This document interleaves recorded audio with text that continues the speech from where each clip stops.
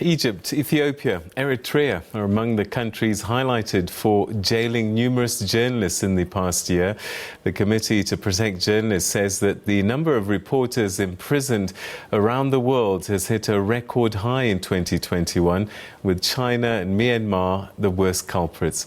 In its annual report, the organisation said 293 journalists were currently in jail worldwide, and that's up from 280 last year.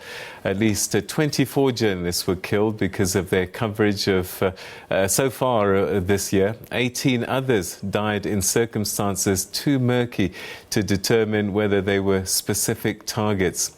Across Africa, the CPJ found that journalists were jailed in their dozens. Egypt, 25, Eritrea, 16, Ethiopia, 9, Rwanda, 7, Cameroon, 6, Morocco, 3, Algeria, 2, Somalia, 2, Benin, 2, Nigeria, 1. And the Central African Republic, as well as DR Congo, also 1. It also said that Mexico was the deadliest country for journalists, with 9 murdered there last year. Vietnam, Saudi Arabia, Turkey and Russia were also highlighted in the report. Well, to tell us a little bit more about this report and the situation for journalists across Africa, we're now joined by Africa Programme Coordinator at the Committee to Protect Journalists at CPJ, Angela Quintal. Angela, thanks very much indeed for joining us. This trend is quite alarming. It's increasing. And when we talk about the numbers jailed, we can multiply that by a larger factor when we talk about harassment and generally a suffocation of journalists doing their work. Good evening. Yes, no doubt about it. You know, we are looking at a snapshot on a particular day of the number of jailed journalists around the world.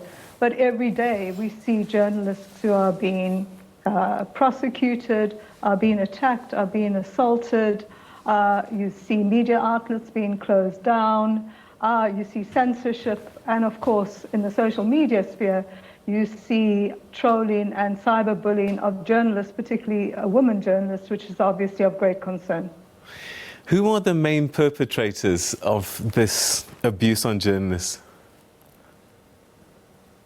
Look, I think by far one would say it is certainly, governments, but non-state actors are also involved. You know, as I sit here, 8 months ago, there was a French-speaking journalist who, his name is Olivier Dubois, and Olivier was in Mali, and what happened was that one of the jihadist groups abducted him. 8 months later to this day, we still don't know what has happened to him. You mentioned Somalia. I mean, Somalia certainly, when it comes to the murder of journalists, in terms of the Committee to Protect Journalists Global Impunity Index, is the country with the most journalists who are killed and whose killers go free. And, Hopewell Chinono, a celebrated case in southern Africa, Zimbabwe, again, a typical scenario where the politicians are upset with one thing and then they go after the journalists. Yes, and it's quite interesting with Hopewell Chinono. Of course, I mean, 2 cases have been chucked out. There's still 1 to go. Interesting that all of this is happening in the online space. And the online space is where journalists and activists and others have moved their journalism to, or their protests to. And what we have seen is the use of cybercrime legislation, the use of false news charges against journalists to ensure that we are in a position, we're effectively silenced, that there is no room for dissent. One gets a sense sometimes that the laws that are used by the authorities are flimsy at best and sometimes just don't make sense. Hopewell talks about being prosecuted over laws that didn't even exist. Yes, and and he's not the only one. If you look at, for example, Rwanda, Rwanda has suddenly shot up in sub-Saharan Africa to the 3rd worst jailer of journalists. And there's a journalist who was acquitted in court, and then the state actually decided that they were going to appeal. And In the appeal, he was actually sentenced to 7 years in jail. And what has happened subsequently is that the state has gone back to court to say that they have to appeal that appeal decision in their favor because the journalist was convicted on a charge that no longer exists in Rwandan law. So yes, authorities will use anything to try and nail journalists, no doubt about it. 293 jailed at a particular moment in time. So does that mean that during the course of the year this number can fluctuate? It can get even higher at times? Very much so. And as I'm sitting here, you know, we are talking about 293 journalists worldwide, and it's at least 293 journalists. So even just on December the 1st, right now, Ethiopia, we know we have 9 journalists that we said were in jail on December the 1st, but we are investigating other cases of journalists that have been jailed, and in fact there are at least 6. So it's not an exact science. You know, we will document cases until we're sure that it is related to journalism. So yes, throughout the year, these numbers go up and down. And that's why we have the census, because it is a snapshot of the number of journalists jailed every year annually at 1 minute past midnight on December the 1st each year. And that allows us then to compare. And that is why we can say without any contradiction, since we've been documenting jailed journalists throughout the world, and that's since 1992, that this has been the worst year for journalists, that journalists are being detained in record numbers. Angela, I'm trying to understand why we have this increasing trend in a world where we have social media, where it's not just journalists telling these stories anymore. Citizens are on the side of the road and filming George Floyd being killed by a police officer. Why do you think that there's still this attack on journalists where a lot of this information actually is coming from citizens now? Yeah, so I think it's also important to note that when we talk about journalists being in jail, the Committee to Protect Journalism may be different with other organizations, but certainly we have a broad interpretation and we look at an act of journalism. So when you're talking about people who are filming things and are putting that out on social media, that is often an act of journalism, and that is what we as CPJ will actually come out to defend for. So YouTubers, we see a lot of civil journalists, civil society, others who are actually using YouTube to get their message out. And again, and I use Rwanda because it's the example of where there's 6 of the 7 people behind bars that we say are in jail for an act of journalism are actually YouTubers. So you're wondering why things have deteriorated? I'll tell you why things have deteriorated. There have been plenty of factors, but one of them obviously is that you have seen world leaders who are weaponizing not only security laws, but cybercrime laws to get at those that they believe are dissenters, and they want to stifle dissent. The other issue is really that there is no accountability here. You know, it's not as though we have any policemen around the world, any country that is effectively policing anyone else.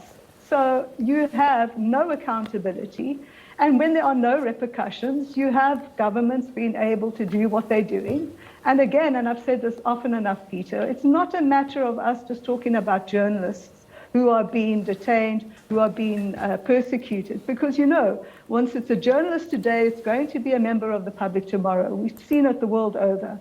And therefore, it is really important that when we are talking about journalists behind bars, that the greater public out there, that citizens understand that ultimately it is their right to freedom of information that is under threat, that democracy itself is under threat. When we look at the continent, is it the same suspects all the time, that every year you almost know that there are a certain number of countries that are going to be on your list? Yeah, good question. Definitely. They are the usual suspects. You know, Egypt, obviously, Eritrea is up there. But I must tell you, one of the most, I guess it's the bad news story of our continent when there was so much hope in 2018, and that's Ethiopia. You know, for several years, Ethiopia was up there with the number of, you know, on the list of worst countries of journalists that jail, of countries that jail journalists. And suddenly, with the reform that we saw that began in 2018, with the election of Prime Minister Abiy Ahmed coming into power, you suddenly saw reforms in Ethiopia. I mean, so much so that at the World Press Freedom Day celebrations in Addis in 2019, you know, the Prime Minister could stand up and say to all the dignitaries that were there, UNESCO and others were all there, to say, CPJ's figures for the first time since 2004, there's not a single journalist in jail. That was 2018, not a single journalist in jail. What have we seen now? Over the years, 3 years later, Ethiopia's up there yet again. Second worst jail of journalists, at least 9. We are looking at least 6 others. Why is that? Much of what we've seen is because of what we've seen happening with the civil war in Ethiopia. We've seen a very broad state of emergency that was introduced on November the 2nd. And so many of the arrests that we have documented and that we continue to investigate have actually happened since that very broad law was passed in terms of giving emergency powers. And again, we're talking about people that are jailed, in custody, but I suppose there are other figures like people who are disappeared, who lose their lives in police custody, and we only get to find out much later. Yes, and often CPJ will only report that a journalist has died in police custody, has been killed in custody, when we actually are very sure of it, even though there are times that we would assume that this is the case. And again, if I look at sub-Saharan Africa, that horrible, horrible death of the journalist Samuel Wazizi in military custody. It took the Cameroonian government 10 months to say that he had actually died in custody. They claimed, of course, that it was a natural death. We do not believe that. We've been calling for an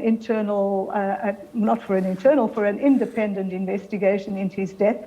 To this day, this is now more than 2 years later, his body has yet to be released. His family has not been able to give him a decent burial. Across the border, Mozambique, we have a journalist called Ibrahim Barouk, who one day finished work, was leaving the studio, and his last message to a colleague was, "I am surrounded by soldiers." That is in Mozambique. We have yet to hear what has happened to someone like Ibrahim.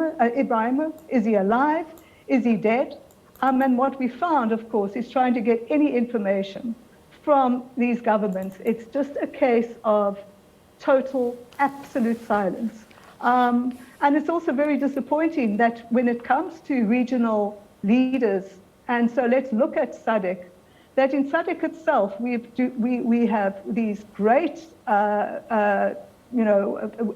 we hear about protecting human rights, being defenders of press freedom, and yet when people, as we saw in Tanzania under John Magufuli, currently in Mozambique, in Zimbabwe, when regional leaders are doing what they're doing and are going against international and regional norms, we do not have other countries who are actually calling their brother or sister leaders into order. And that is problematical. And I look at South Africa, that really should be there at the forefront, given its great constitution, and the fact that we have emerged from a very, very dark past, and yet we are blind to what is happening elsewhere in the region, and that is really unfortunate. Angela, that's where we're going to have to leave it, but thanks so much indeed for talking to us, and let's keep these conversations top of mind, and hopefully our politicians might find the will. Thank you so much. Thank you. All right, that's Angela Quintal, who's the Africa Programme Coordinator at the Committee to Protect Journalists, the CPJ.